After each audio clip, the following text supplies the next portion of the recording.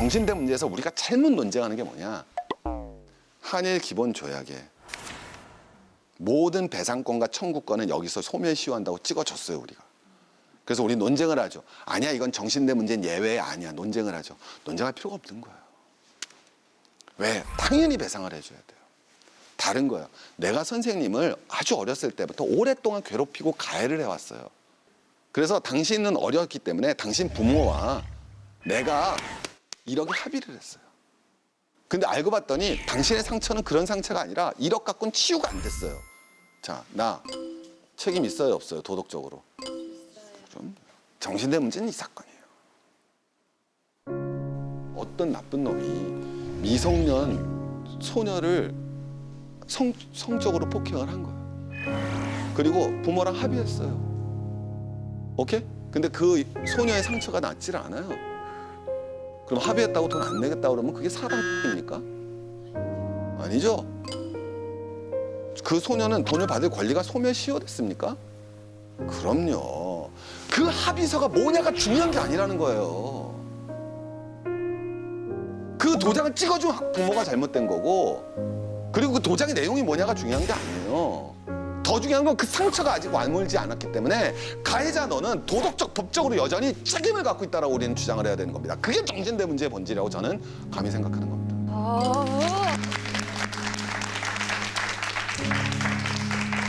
정말 저는 이 말씀을 너무너무 드리고 싶었어요. 정신대와 독도의 문제는 역사의 문제이고 제국주의의 문제이고 제국주의 침략 전쟁이고 그거로 인한 피해자와 가해자의 문제예요. 일본은 지금 도덕적 보편적 인류애를 거스르고 있다라는 거예요. 자, 그럼 여기서 하나 문제 던집시다. 일본은 왜 그럴까요? 사회과학적인 문제입니다. 일본은 왜 그럴까요? 빌리 브란트는 서독 총리입니다. 우리가 다 알다시피 유대인 추모 비석에 가서 무릎을 꿇고 사죄를 합니다. 전날이 비가 오는 날이었습니다. 브란트가 무릎을 꿇죠. 당연히 빗물이 그의 무릎을 축축히 적십니다. 그리고 브란트는 얘기를 하죠. 우리의 사죄는 말로 해서는 안 된다. 우리의 사죄는 말로 할 수 있는 사죄가 아니라 행동으로 보여줘야 되는 사죄입니다. 그랬더니 아베도 행동으로 보여주죠. 신사를 참여합니다. 왜 이런 차이가 벌어졌을까요? 역사를 보고 이해하셔야 된다는 거죠. 몇 가지 원인이 있습니다. 전 크게 3가지로 봅니다. 자, 첫 번째 뭐냐? 점령 국가가 달랐습니다. 독일은 누가 점령했습니까? 영국과 프랑스가 독일을 항복시켰습니다. 가장 큰 목표는 뭐죠? 전쟁 재발 방지입니다. 전쟁 재발 방지를 하기 위해서 가장 중요한 건 뭐예요?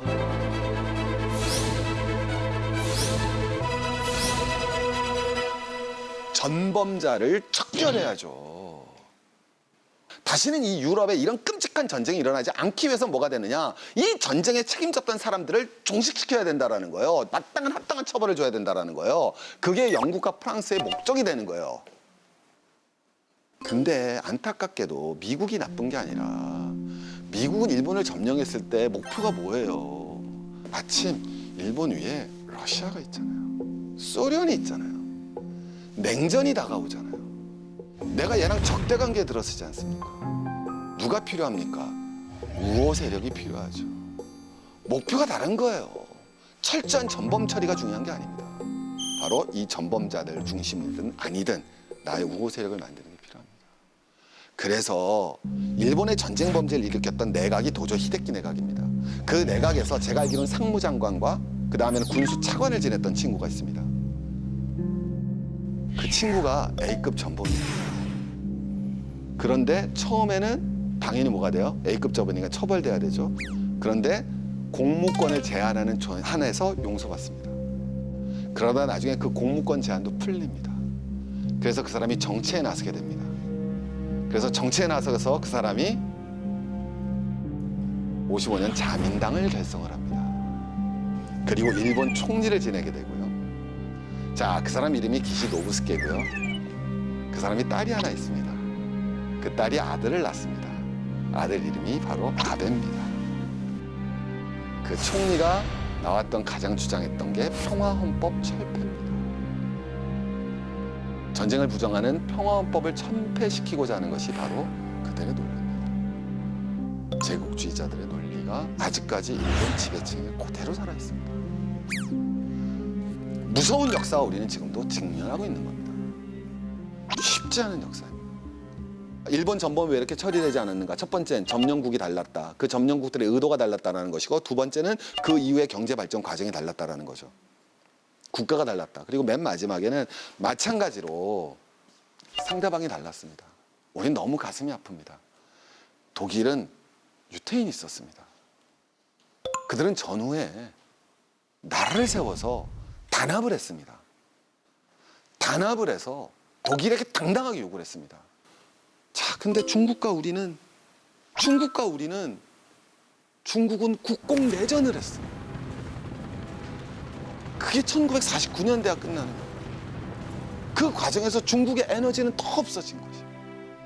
우린 뭘 했습니까? 6.25를 했잖아요.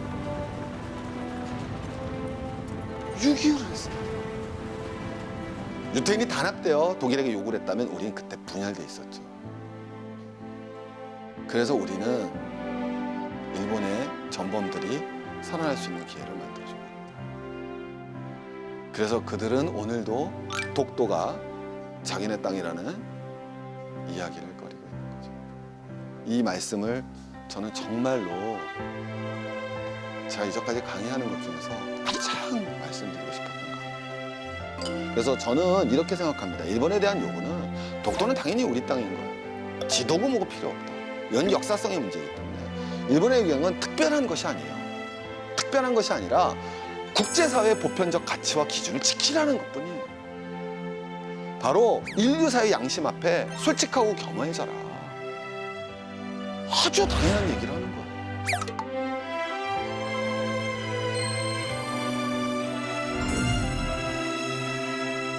자, 오늘 독도가 유익하셨습니까? 네. 여러분 감사합니다. 강의였습니다. 감사합니다.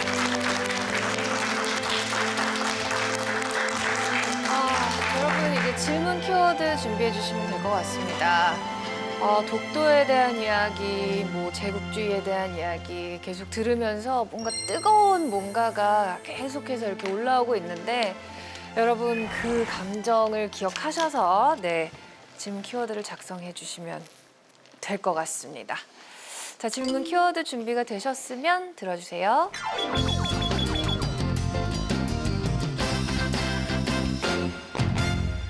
두 분이 똑같이 힘의 논리를 같이 들어주셨네요. 쓰셨습니까? 짜고 하신 거예요? 보고 한 거예요? 신기하다. 그래서 현재 우리가 일본한테 강사님께서 말씀해주신 그런 요구를 할 수 있지만 미국이나 국제사회에서는 일본의 좀 편을 많이 들어주는 상황이기 때문에 여기서는 우리가 더 어떤 대책을 할 수 있을지 그런 방법이 좀 궁금합니다. 두 가지가 있죠. 국제사를 바라보는 관점에 우리 이렇게 표현됩니다. 현실주의적 관점이 있다고 그러고요. 이상주의적 관점이 있다고 그래요. 그래서 현실주의적 관점이라는 건 역시 국제관계를 움직이는 건 힘이라고 얘기하는 거고요. 이상주의적 관점은 힘의 논리로 관철될 때도 있지만 그렇지 않을 때도 있죠. 그러니까 그게 국제관계라는 거죠. 국제관계는 힘의 논리가 점점점 어쨌든 지금도 더 클지 모르지만 힘의 논리의 영역은 점점 줄어들고 있죠. 이성의 윤리가 영역이 분명히 옛날에는 아주 작았지만 점점 커져가고 있지 않습니까? 그 두 가지를 다 이해를 하셔야죠. 그러니까 우리가 힘도 늘려야 되고 그다음에 이성의 국제적 논리에도 호소를 해야 되죠. 그래서 저는 메디슨 스퀘어 광장에 일본 제국주의에 반성하지 않는 모습을 부각시켜야 된다. 걔네들이 반성하고 있지 않다라는 거예요. 그걸 보여주는 것이 훨씬 더 중요한 일이니까. 그러면서 우리가 힘을 키워나가야겠죠. 그죠? 우리도 미국이랑 그렇게 사이가 나쁘지는 않지만 옆에 중국이란 제 그 두 번째 나라도 있고 그래서 중국과 미국 사이에서 어떻게 좀 행동을 취해 나가야 될지. 사실 미국 입장에서 미일 관계가 우선되겠어요? 미한 관계가 우선되겠어요? 일본이 아닐까. 그렇죠. 사실 우리 한번 보면 당연히 일본이 더 큰 나라잖아요. 그거는 뭐 어느 게 꼭 우선된다기보다 거기가 훨씬 더 선결적인 과제일 수 있겠죠. 그걸 인정을 안 할 수는 없겠지만 그러나 그럼에도 불구하고 이번에 우리가 북한과의 관계 개선에서는 트럼프가 우리 쪽의 입장을 반영한 거예요? 일본 쪽의 입장을 반영한 거예요? 우리 쪽. 그렇죠. 그런 관계를 만들어내갈 수 있다는 거예요. 그런 관계를 그게 외교라는 거죠. 네. 외교는 동지도 없고 적도 없고 누구와도 결합될 수 있잖아요. 그죠? 그런 거를 갖다 우리가 얼마나 잘하느냐에 따라 우리 외교적 역량이 키워나갈 수 있는 거죠. 일본이 못하는 게 외교예요. 전형적으로. 외교 강국은 영원한 적도 우방도 없다고 생각해야지만 외교 강국이 될 수 있어요. 맞지 않습니까? 근데 일본은 안 되는 이유가 미국하고 종속돼 있잖아요. 저 패전 이후의 관계가 자민당 관계 자체가 쉽게 말하면 뭐예요? 척결돼야 될 전범들이 척결되지 않으면서 미국과 관계를 가져나가면서 일방적 아베가 미국한테 하는 행동 보면 너무 웃기지 않아요? 가만히 보면은 그런데 어떻게 외교 강국이 돼요? 운신의 폭을 스스로 좁혀놨는데 그런 거예요. 그래서 우리 한국도 그렇게 해서는 안 된다라는 거예요. 반미하자는 얘기가 절대 아니에요. 또 우리나라도 일본을 네. 등지고 살 수는 없는 거라고 그럼요. 생각합니다. 네, 네. 예. 근데 우리나라 사람들이나 저희 마음속에는 일본에 대한 거부감이 있지만 이 마음을 가지고선 더 네. 이상의 진보가 없을 것 네, 같아요. 네. 그렇다면 제가 100번 양보하고 1000번 양보해서 일본을 제가 이해하면서 관계를 맺어야 된다면 네. 어떤 마음으로 이 사람들을 네. 대하고 이 나라를 대해야 될지 네. 그거에 대해서 좀 자, 두 가지 측면이 있어요. 뭐냐면은 우리는 자, 이렇게 생각하시면 되죠. 아주 예전하고 지금하고 변해나가는 게 예전에는 일본은 우리를 거들떠도 안 봤어요. 우리는 일본을 라이벌이라고 생각하지만 일본은 우리를 라이벌로 생각을 안 했어요. 그게 경제 규모를 보시면 금방 이해가 가요. 근데 지금은 그러지 않아요. 근데 우리가 일본하고 같이 가야 돼요. 맞지 않습니까? 자, 일본하고 같이 가야 되는, 특히 중국하고 같이 가야 되는 이유도 간단해요. 정치적인 것도 있고 경제적인 것도 있지만 특히 경제적으로는 한중일이 합쳐지면 전 세계에서 가장 큰 경제 공동체예요. 그거는 지금 제일 큰 경제 공동체는 미국과 EU입니다. 근데 한중일이 합쳐지게 되면 EU와 미국을 넘어서는 경제 공동체가 결성이 돼요. 이건 누구도 부정할 수 없는 사실이고 한중일이 안 추구할 수 있는 게 아니에요. 그렇다면 어떻게 해야 될 것이냐? 일본의 역사적 반성을 요구해야겠죠. 그건 한 측면이고요. 또 다른 측면은 동북아의 공통점을 갖다 찾아나가고 우선해야 된다라는 거예요. 그런 노력들이 이루어져야 되죠. 독일이 뭘 했습니까? 서독하고 동독이 만나서 공동 역사 교과서를 집필을 해나갔어요. 우리도 언젠가는 한중일 공통 역사 교과서를 집필을 해나가야 되지 않겠습니까? 그러니까 그런 공감대들을 만들어 나가고 서로를 갖다 서로 잘 이해시켜 줄 수 있는 그게 언젠간 만들어 나가야죠. 근데 젊은 세대들은 다르잖아요. 우리 기성세대들하고 확실히 다르기 때문에 변해 나갈 수 있을 거예요. 우리 중국 친구들도 젊은 친구들 보면 옛날과 다르게 얼마나 국제적 감각을 가진 친구들이 많은데요. 우리 기성세대가 문제지 젊은 분들은 얼마든지 해낼 수 있다고 생각합니다. 만약에 나중에 남북이 통일이 되거나 네. 혹은 뭐 통일 못지않은 네. 그런 한 목소리를 낼 수 있는 관계가 되었을 때 과거 일본의 제국주의를 네. 제국주의에 대한 뭐 처벌이나 네. 혹은 진정한 사과를 네. 그때 되면 받을 수 있을지 이게 궁금해서 질문 드렸습니다. 받도록 해야죠. 우리가 받아내야 되고 근데 그게 쉽지는 않겠지만 여러분들이 해내주셔야죠. 자꾸 여러분들한테 밀어서 그런데 그렇지 않겠습니까? 저희도 해야 되고 우리가 힘을 키워야죠. 제일 중요한 건. 될 수 있을 거예요. 왜냐하면 어쨌든 앞으로 중국과 한반도의 힘은 더 그러니까 상대적 경제가 더 커질 수밖에 없어요. 그렇지 않겠어요? 한반도가 뭉쳐서 경제권이 커져요. 우리가 한번 생각해 봅시다. 일본이 앞으로 경제 발전을 해나가는데 한반도와 중국이 중요해질 수밖에 없거든요. 그게 우리가 아마 받아낼 수 있는, 사과를 받아낼 수 있는 가장 중요한 근거가 될 거예요. 아베 정권이 붕괴돼요. 그러면 그 붕괴된다는 얘기는 일방적인 친미 중심의 외교 노선을 탈피할 확률이 굉장히 높아지는 거예요.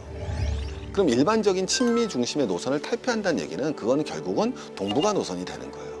그 동북아 노선이라는 건 중국과 북한하고 정상적인 교역과 이걸 갖다 이뤄낼 수밖에 없어요. 그렇지 않겠어요? 일본 입장에서는 미국한테 경제적으로는 사실 받아낼 수 있는 게 점점 없어지고 있어요. 그러면 일본 입장에서도 한국과 중국이 보다 더 경제적으로 발전하고 남북이 경제적으로 보다 높은 수준의 통합을 이루어내고 중국과 더더욱더 무역과 경제면에서 긴밀해졌을 때 일본은 나중에 살아남을 수 없어요. 100년이 지나든 200년이 지나든 언젠간 할 수 있을 겁니다. 여러분들이 해내시라는 뜻도 또 그런 뜻에서 있습니다. 네. 국제적 감각을 익히셔서 외국도 많이 나가보시고 책도 많이 보시고